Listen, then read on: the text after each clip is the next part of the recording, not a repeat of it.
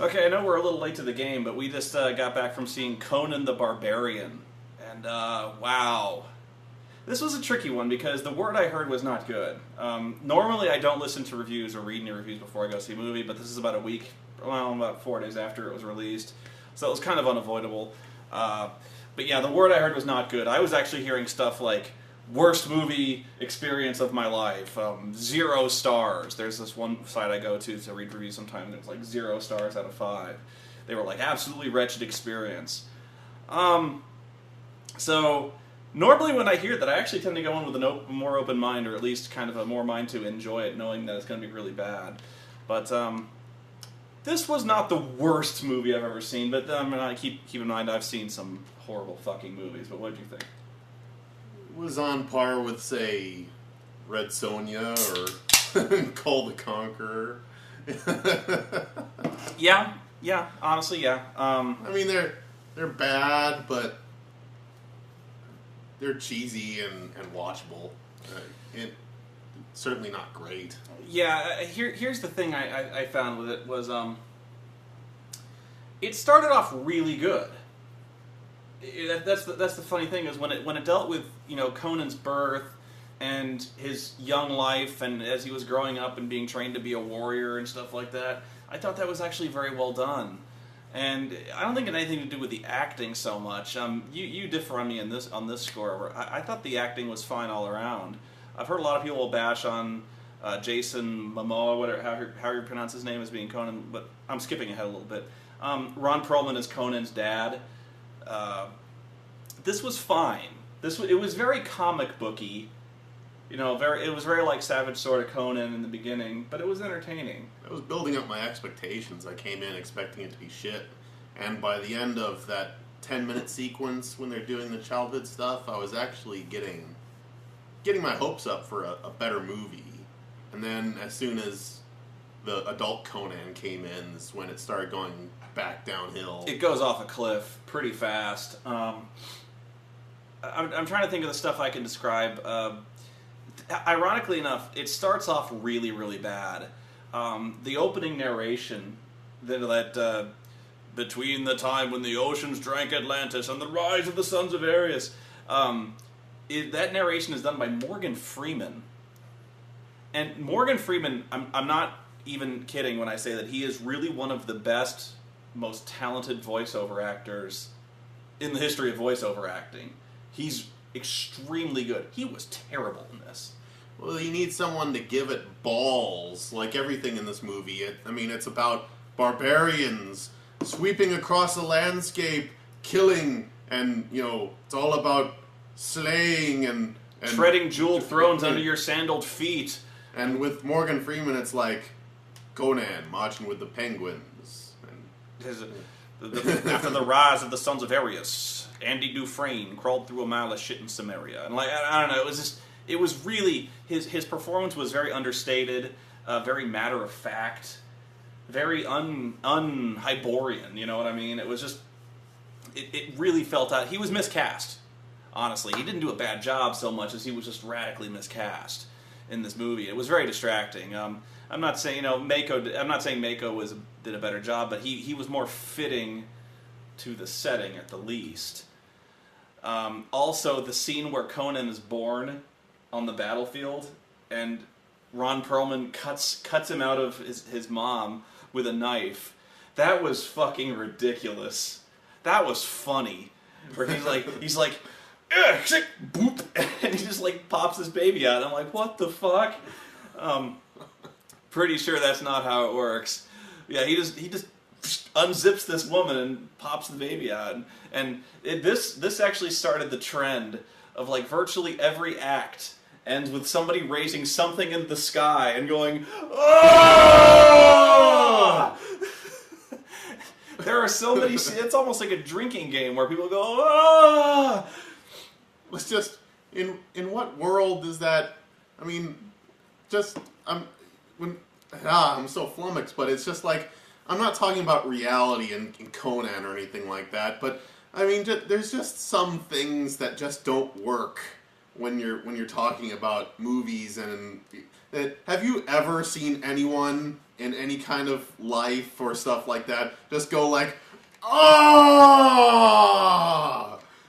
Well, that's what Ron Perlman does. He's like, name your son, and she goes, his name is Conan. And he goes, ah!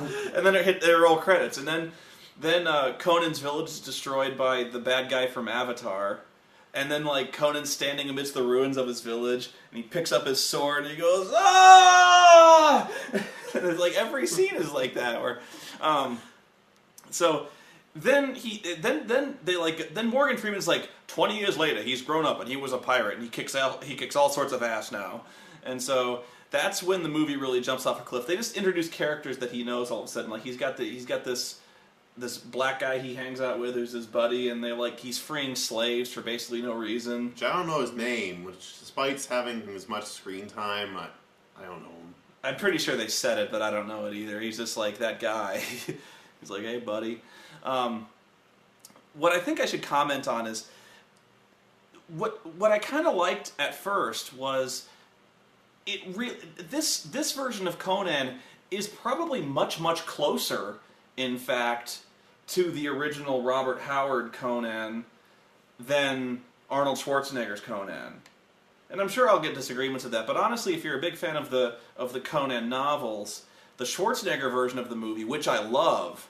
But if you're a big fan of the novels, again, which I kind of am, I can kind of separate that. But fans of the novels hate the Schwarzenegger Conan. Honestly, I think fans of the novels will like this version of Conan a little better. Just because this version of Conan is he's still pretty monosyllabic. He's not very conversational, but he's charming after a sense. You know what I mean? He's more of a roguish type guy than a brute. He actually is kind of a smart guy, instead of just being like the riddle of steel, that kind of idiot type. Really, Schwarzenegger did kind of play Conan as a pretty big idiot. See, I've got a coworker who's a huge Conan fan. He's read novels. He's read every novel. I mean, I got him started on the subject of the Schwarzenegger movie, and he pretty much swore a god oath against me.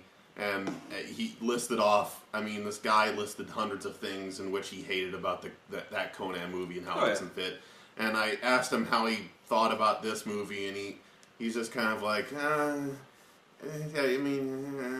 he's like, it has stuff that's cool in it, but it's still like a bastardized Hollywood, like, it's still just a stock Hollywood story when you get down to the core of it. Yeah, and if I may, I think this was a much closer version of Conan to the novels.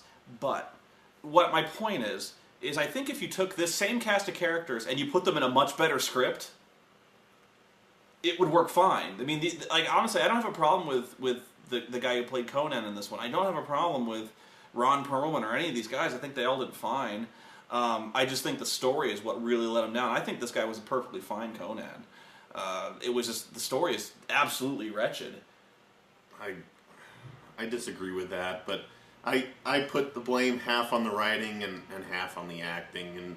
And I know, like, Schwarzenegger, we're talking about acting here, and I'm talking Schwarzenegger being better, but at least he was more charming and personable. I mean, he himself is a character, Schwarzenegger, whereas Momoa, he's always got this furrowed brow, and again with the writing, he's only got like 3-word lines, or he's always monosyllabic. He's just like, hey, kill. No man should live in chains. No man should live in chains. I mean, yeah, the script didn't help, but then again, it wasn't like, I wasn't compelled by anything he was doing. He was there. I think he really looked and acted the part pretty well perfectly. And honestly, I kind of, for a while, was digging it was very stylized violence, which in a way was a little bit different. The original Conan, the violence was extremely brutal. Like, when people were getting maimed, they were getting fucking maimed. There was impact to those wounds. This was very, like I said, it very harkens back to the comics, where there's a lot of people getting killed all over the place, and they are getting killed in fountains of blood. Literally every single time someone gets stabbed or impaled or thrown against something or slashed with a sword. There is a digital fountain of gore that erupts from every wound. Am I wrong? It was bloodier, yeah. No. I mean, it's like it was almost like, in Japan, in a lot of Japanese movies and anime, when people get stabbed, there's like high pressure blood that sprays out. It was a lot like that. It wasn't quite the high pressure blood spray, but there was a lot of blood fountains that erupted from this shit. It was a lot gorier, a lot more cartoonishly gory in this version. And for a while, I was kind of digging that because I know where it's coming from. I actually have read Savage Sword of Conan, but the scenes and the effects really started to show fast. There's a lot of matte paintings, like they'll approach some mysterious city, and they'll ride up on a ridge, and there's this really obviously fake landscape in front of them, and they go, "That's the city of thieves up there," and it's so not real, and I know it's not really real in any case, but it really looks like a painting. Well, I didn't like the gore in it, why use CGI gore? I never gotten that. Just use real blood. Because it looks like there were times when you'd see characters like splatted up against, like they'll hit a tree really hard. And they explode with blood. Or they'll hit a rock, and it's just like, it was like a Fruit Roll-Ups commercial where goo just splatters out from something. That's what I mean, is they just erupted in blood, like they were a pop zit, It's more for comical effect, really, than any kind of shock value. Yeah. So the plot of this movie, you could basically write it on a bar napkin. It's basically a reboot, which I object to, and I usually object to reboots. But the bad guy from Avatar. There was an ancient empire called Acheron that had this mask that the mask could raise the dead. So they made it out of the bones of kings, and so this empire was huge, and they had these necromantic arts, and of course, some basically ripped straight out of Lord of the Rings. They fought the barbarian tribes, and this barbarian motherfucker hit the guy with the mask right in the face with a hammer, and the mask shatters into pieces. And so they're like, if these pieces are ever joined, whoever would wear this mask would become a god and lord over death. So all the various barbarian tribes took a piece of the mask and kept it safe so no man would ever become a dark god. And my first question was, why don't they just keep smashing it into like a million zillion pieces and then smoke it? They're like, oh, these 5 pieces, nobody will ever come for these. And of course, the bad guy from Avatar gets all the various pieces and puts them back together. Keep smashing it! You're barbarians. You got big motherfuckers with big fucking hammers. It's like, motherfuckers, smash the thing and roll it up and throw it in the air. Nobody will get that shit. But if that wasn't enough, there's like more. Because not only does he have the task of getting all pieces of the mask, but then he has to find a pure blood of a necromantic race, and then bring him to a certain place so that he can eventually. It's kind of like, what was the Pirates movie? Whatever it is. It's kind of like where you have to go to point A to point B to point C, and it all eventually leads to him resurrecting his dead wife, who was supposed to be this big witch, magician, necromancer, who's supposed to make everyone a god. And you got Tears of a Mermaid. Tears of a Mermaid. So that's the second thing. He gets all the pieces of the mask, and then he needs to get this woman and get her blood, which actually is a lot like Pirates, now that I think about it. You remember the first Pirates movie where he had to get the blood and put it on the coins and then reverse the curse? That's Pirates, right? There's a lot that's inspired from other stuff. Most namely is Rose McGowan as the evil, I don't even know her name, the evil daughter, the witch daughter of the bad guy from Avatar. I think it's Stephen Lang. Yeah. Stephen Lang has this daughter, it's Rose McGowan, and she's this very vampy witch girl who dresses all slutty, and she, her big thing, the one thing everyone will notice is the Freddy Krueger hand. She's got these big claws on one hand, and she stabs people with them, and she slashes their face. And at first, I knew about the Freddy Krueger thing ahead of time, and I was like, you know what? Not everyone who has claws on the end of their hand is Freddy Krueger. I was like, maybe you're just kind of exaggerating. It's not necessarily Freddy Krueger. You can have blades on your hands. I don't care. So I'm watching her, and she's doing the thing with the claws, and I'm like, okay, she's evil. She has claws in her hands. I'm giving her the benefit of the doubt. And then comes the scene where she's chasing what's-her-name through the dungeons, and she starts scraping her blade fingers across the wall, and sparks are flying out, and this really horrible sound is coming through, and I'm like, oh, fuck you. I stood up for you. I was like, it's straight out of Nightmare on Elm Street. That fucking claws dragging across the wall. God damn it, I stuck up for this movie and it fucked me. I was trying to find good things in this movie and you didn't have to do that. Oh my god, she was terrible in this movie too, Rose McGowan. She was awful. They were all pretty, not all of them. Like, Stephen Lang even was pretty, honestly, he was miscast. Yeah. I didn't like him in this movie. He wasn't all that threatening.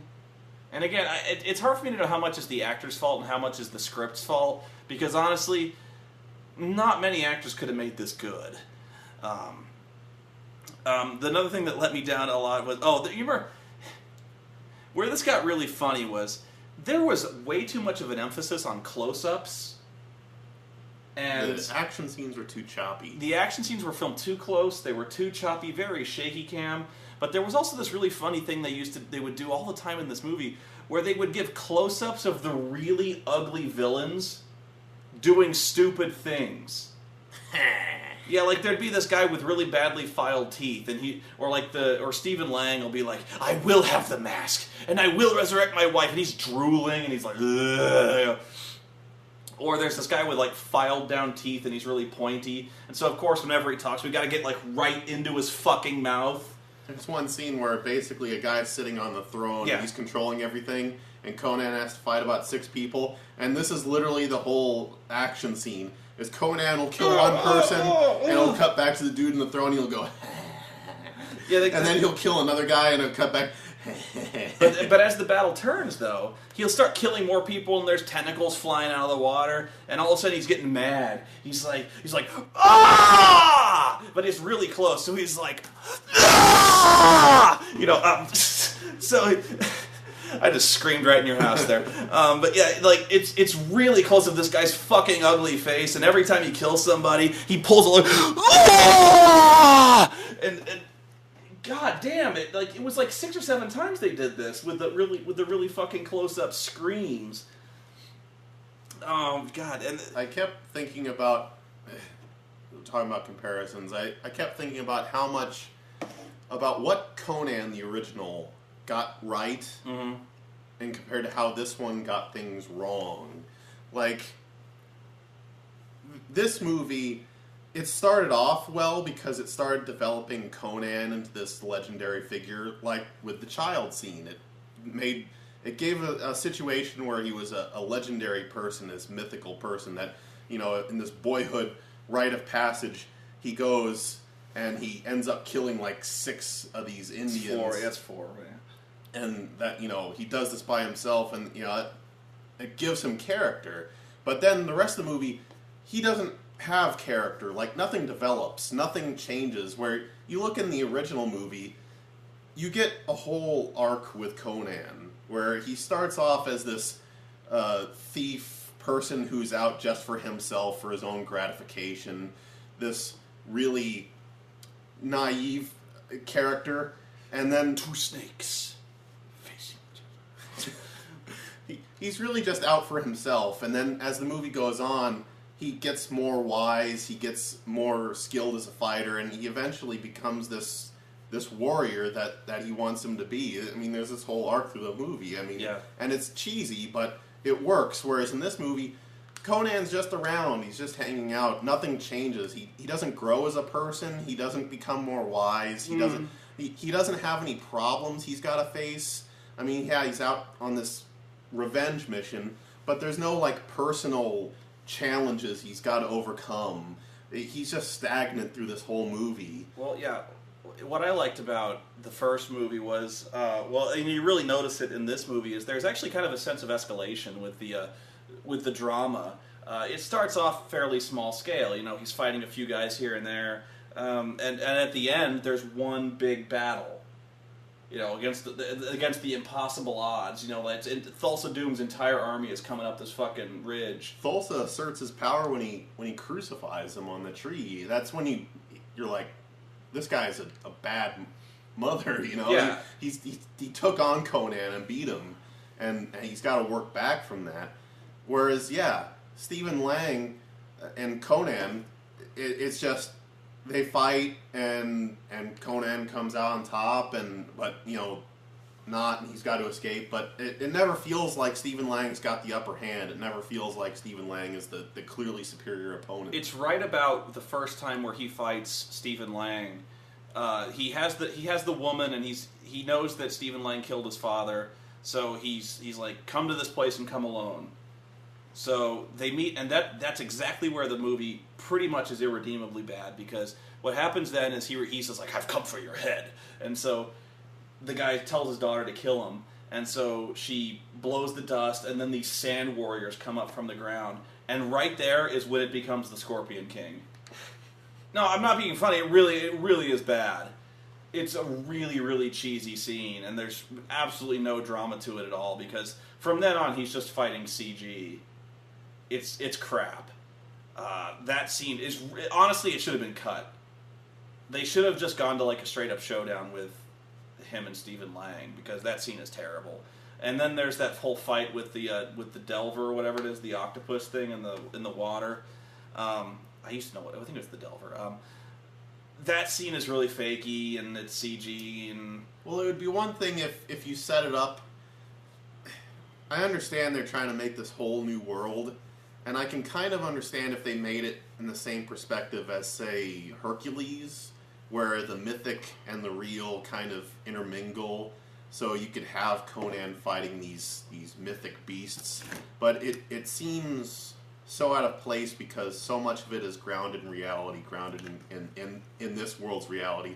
And then all of a sudden, sand people. Yeah. And then it goes along, he's fighting more people, and then tentacle monster. Yeah, what you have to realize is that final scene with the forces against Thulsa Doom. There's actually a lot of drama there when you think about it. There's like there's no way these guys. There's like two guys, well, three with Mako, but like there's like two guys against 100. So you're like, wow, these guys are fucked. And so they're setting up this thing, and you're like, wow, this is gonna be really intense. There's not a single fight in this movie where you think that Conan can even be hurt or touched or that he's in any kind of jeopardy. Like he's like a god, and I guess that is maybe a little truer to the Conan novels, because he is pretty badass in the Conan novels. But well, there's personal emotion too, not just for the fact that Thulsa killed his father, because anyone could write that in, but during the course of the movie, he's personally humbled, as it were, Conan by torturing him, and has also killed his lover. Mm-hmm. So at the end, we're so much more invested by just telling us, oh, Thulsa killed Conan's parents. Mm-hmm. The other thing that I thought was the magic in the first one was really subtle. Like Thulsa Doom kind of turned into a snake, and that was about it. But he also had these really subtle powers of like brainwashing, and he had that magic arrow and stuff like that. It was restrained, but it was also very deadly. And also, you actually got to see Thulsa Doom do stuff with his magic. Now, you might argue that it was cheesy, or it's dated now, it doesn't age well. The scene where he turns into a snake is kind of cheesy, but whatever. He's got that hypnotism and stuff like that. You actually see him do stuff with his magic. This movie, what was funny was they build up this whole movie around this fucking mask. He's like, I'm going to build this mask, and I'm going to get the blood of this virgin, and I'm going to put it in this mask, and I'm going to have the power of a god. He's like, soon I will be a god. I don't know if we were pissing off the people in the theater, because by the end it was just hilarious, because... It was really funny. You're right. As it said, they build up this thing. It's like, when I get the mask and when I put it on, I'm going to be a fucking badass. I'm going to be a god. No one can touch me. I will have power over the dead. He puts the mask on, and Conan comes in, and he's like, oh shit! He's like, I will have power over the dead. Finally, this world is mine. And he puts the mask on, and he's like, yeah. And we're like openly mocking it in the theater because he's getting his ass kicked by Conan, and we're all just going like, power of the gods, power of the gods. Conan comes running up these fucking stairs and was like, you, and they start sword fighting, and he's like, "Oh shit!" And this, like, Stephen Lang is on his heels the whole time. He's got this big fucking stupid thing on his head. He's like, "I'm a god, really? I have power over the dead. Oh shit! No, Ow, that hurts." No mortal man can touch me. Oh, not the face, not the face. Yeah, he's getting Conan's kicking his ass, and like at no point in this movie does he ever display any kind of magic power. The final fight scene. I turned to you and said, "This is laughably bad. This is fucking ridiculous." It was bad. It was horrible. Because what happens is I'm not even going into the whole thing, but they're fighting on a wheel. Yeah, that's perched on like these two little toothpicks, and it's like moving back and forth, and they're basically doing this little merry-go-round trick. Yeah, it's such a hard scene to set up, to describe, because the setup is so convoluted. When you got to start with, okay, bear with me. There's a woman. I have to see if I can describe it, because it's really. I wonder how it looked in the screenplay. There's a woman strapped to a wheel over an abyss, like over a pit that leads to an infinite abyss. Okay, the wheel falls down the abyss, but the pegs that hold the wheel, the peg that goes through the wheel, is keeping it. Gets wedged in the walls of the pit. So it doesn't fall all the way. It falls like 60 feet. And then the wheel is kind of like... It's pivoting on this... It's spinning like a coin. Yeah, it spins like a coin. So like fucking Conan jumps down on the wheel. And then Stephen Lang jumps down on the wheel. And then they're kind of like bouncing on each side of the wheel as it's pivoting to the left and right. But then they fall, and then they grab chains on either side, and they're literally just like spinning around like a carnival. And they're swinging on the chain, and they're stabbing at each other with their swords. And you turned to me and was like, "This is fucking stupid." But you know what it is? Again, is it's right out of Pirates of the Caribbean. You could see that shit happening in Pirates of the Caribbean. At that point, that's why I hate it. At that point, it wouldn't have looked ridiculous, because you could see Captain Jack Sparrow doing shit like that. But Conan, it was like really fucking stupid. But yeah, at no point in this movie, when he gets the mask, does he display any kind of magic power of any kind. His daughter, like, can summon armies of sand warriors, and he's like, "I get this mask, now I'm gonna be fucking God." He's not he gets his fucking ass, he gets cut up and he's limping, and he's like, "Oh fuck, that hurt, oh fuck." And so like, Conan kills the daughter, the witch, and throws her off this cliff, and she gets impaled on a spike. And so Stephen Lang is all hurt, and he's limping over, and he looks over the edge, and he sees Rose McGowan impaled on a spike, and he's all, "No!" And I'm like, I turn to you and I go, "Raise her from the dead." That's the whole point of this thing, right? Was you get this mask and you become master of the necromantic arts. You become a god of the dead. Raise her from the fucking dead. He doesn't do that. He just goes up and he starts sword fighting with Conan again. And of course he loses. Well, this movie has no story, and I wouldn't mind so much if the action were good, but like I said, it's choppy. The last fight was cartoony. It started off good, but it got really cheesy fast. It gets really cheesy, and they didn't have enough. They didn't have enough script really to fill the entire running time. There's several scenes that have padding that you can tell are padding. There's very obvious padding scenes. There's a scene where they're getting away on a ship, and some of Stephen Lang's bad guys attack the ship, and they get into a fight scene, and they drive the guys off the ship. That scene contributes nothing. Absolutely nothing. That was 5 minutes of it. It was just 5 minutes for an action beat that did not need to be in that movie. That's it. The scene where they go and fight the Delver, or the creature in the water. That entire scene, 10 minutes that scene lasted.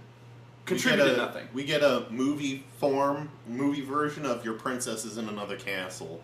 But Conan's girlfriend gets captured, and so he's like, "I gotta get her back." So he goes, he gets his help, and he goes to the city, and we have this big battle sequence, and it's full of special effects, and at the end of it, when he reaches the top, they go, "Oh, look, she's over there." There's the bad guys over there. And it's like, wow, that was a fucking waste of time. They went to they broke into the city, they killed like 100 people, and then they get to the top of the city, and they're like, "Oh, he's not here. Oh, there he is," and then they go over and get him. But by the way, that whole scene, another Pirates reference, where it was kind of funny, where I noticed where they're like, he's like, "Where do I find this woman?" And he's like, "I know who can help me, this thief. So we'll go to Tortuga." So he goes to the City of Thieves, and he goes into a bar, and of course it's like, fuck. Yeah, the first 20 minutes of this movie were perfectly fine, and then right off a cliff. It's got its cheesy moments. I mean, when I say I get enjoyment out of it, I mean on the base level of it works on a very low level. I mean, it's very cheesy action sword swashbuckling type movie. It's right out of the early 2000s for me. It's mediocre. It's got its moments where it's laughable, but on the whole, it's just it's not the worst thing ever. It's if I'm giving it a star rating, like I said, this is exactly on par to me with The Scorpion King, and well, I was saying Call the Conqueror and Call the Conqueror. Both of those movies, if I'm on like a 5-star rating, 1 star. If I'm I don't ever star rate, but if I were to do it, like 1 star. It's not a 0-star movie because, like I said, the first act is fine. So I can't say there was nothing redeemable about this flick. There's things that was like the first act was fine. I actually thought Jason Momoa was fine. Even Ron Perlman's role was perfectly fine. I thought everyone else was pretty badly miscast, and Rose McGowan was chewing scenery like there was no tomorrow. There was also a really weird incest subplot with Rose McGowan and Steve. Did you notice that? A little bit. That was weird. I don't know. That was grotesque. So yeah, that's all I've got. I mean, really, it's on par with Scorpion King, and that's not a good sign. Honestly, I wonder what The Rock could have done with the Conan role. Actually, I understand he was originally cast for or at least rumored to be cast as Conan for a while, and then it was Triple H. Rock would have been at least more charming or entertaining. I don't know. I can't see Rock with the big flowing Conan hair. This guy looks like Conan, or at least everyone's kind of conception of Conan. Very dusky, very long, luxurious hair, very Cro-Magnon brow. He did look like Conan to me, or at least if you look at the covers of the books I have, he looks like Conan. Yeah, that's anything. Final words on that one? No. Would you recommend you go see this movie if you're a Conan fan? Like, of any variety? No. If you're a fan of the comics, books? No, you wouldn't recommend it? I mean, maybe check it out if you're curious. Better or worse than Conan the Destroyer? No, it's worse than Destroyer. Yeah, I think it's worse than Destroyer, too, because Destroyer was really, really bad, but it was funny. Enough talk. Enough talk. Yeah. King, king. Okay, that's all we got for here, so thank you, Miles. Until next time, we're out.